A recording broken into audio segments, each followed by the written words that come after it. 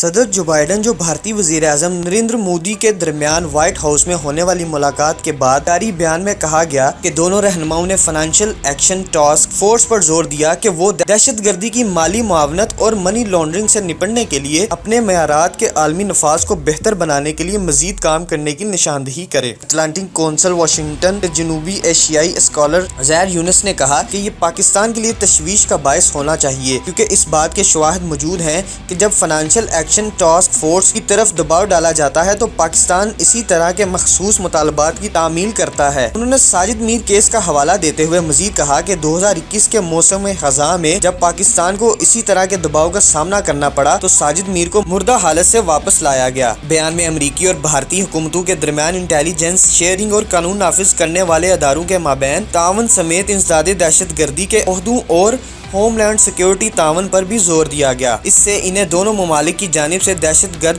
قرار دیے جانے کا مشترکہ آپشن بھی ملتا ہے، جس سے پاکستان پر بھارتی حکومت کی جانب سے دہشت گرد قرار دے جانے والوں کو پکڑنے کے لیے مزید بڑھے گا۔ وائٹ ہاؤس میں ملاقات کے دوران جو بائیڈن اور مودی نے القاعدہ، داعش، لشکر طیبہ، جیش محمد اور حزب المجاہدین سمیت اقوام متحدہ کی فہرست میں شامل تمام دہشت گرد گروپوں کے خلاف ٹھوس اقدامات اور کارروائی کرنے کا مطالبے کا اعادہ کیا۔ پاکستانی نیاد امریکی اسکالر شجاع نواز نے کہا کہ اس کا مطلب یہ ہے کہ امریکہ اب بھارت کے ساتھ اتحاد کر رہا ہے تاکہ پاکستان پر ان گروپوں کے خلاف کارروائی کرنے کے لیے دباؤ ڈالا جائے جنہیں ماضی میں پناہ گاہیں اور سرپرستی حاصل رہی ہے۔ انہوں نے کہا کہ یہ اہم ہے کہ کشمیر یا منی پور میں بھارتی جبر پارلیمنٹ سے راہول گاندھی کے نکلنے کے بارے میں کچھ نہیں کہا گیا۔ مشترکہ بیان میں اس بات پر زور دیا گیا کہ امریکہ اور بھارت عالمی دہشت گردی کا مقابلہ کرنے کے لیے ایک ساتھ کھڑے ہیں اور دہشت گردی اور پرتشدد انتہا پسندی کی تمام شکلوں کی واضح طور پر مذمت کرتے ہیں۔